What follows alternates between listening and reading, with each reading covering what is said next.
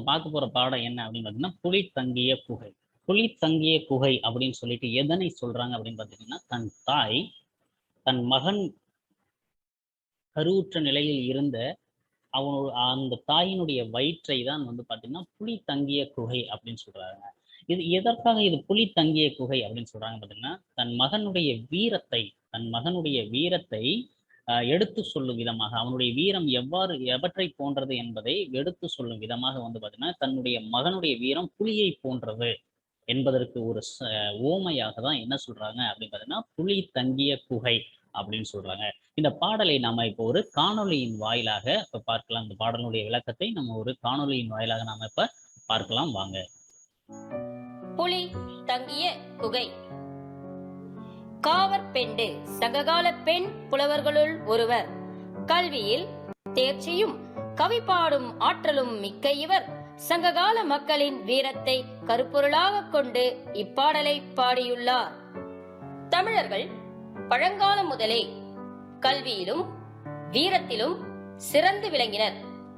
நாட்டை காக்க போர்க்களம் செல்வதை தம் முதன்மையான கடமைகளுள் ஒன்றாக கருதினர். கல்வியறிவும் கவிப்பாடும் திறனும் பெற்ற சங்ககால தாய் தம் மகனின் வீரத்தை பற்றி பெருமிதத்துடன் கூறும் செய்தியை இப்பாடல் மூலம் அறியலாம். நற்குணங்கள் நிறைந்த பெண்ணொருத்தி புலவரின் வீட்டிற்கு சென்று, அன்னையே, உன் மகன் எங்கு இருக்கிறான் என்று கேட்டாள். அதற்கு அந்த தாய், என் சிறிய வீட்டின் தூணை பிடித்துக்கொண்டு எதுவும் தெரியாதவள் போல, நீ உன் மகன் எங்கே என என்னை கேட்கிறாய்? அவன் எங்கு இருக்கிறான் என்று எனக்கு தெரியாது.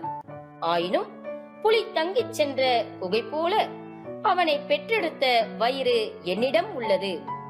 அவன் இங்கே இல்லையெனில் போர்க்களத்தில் இருக்கக்கூடும். எனவே நீ அங்கே சென்று பார்ப்பாயாக என்று புலவர் கூறினார். இவ்வாறு தன் மகனின் வீரத்தை தாய் பெருமிதத்துடன் கூறுவதாக பாடலின் பொருள் அமைந்துள்ளது.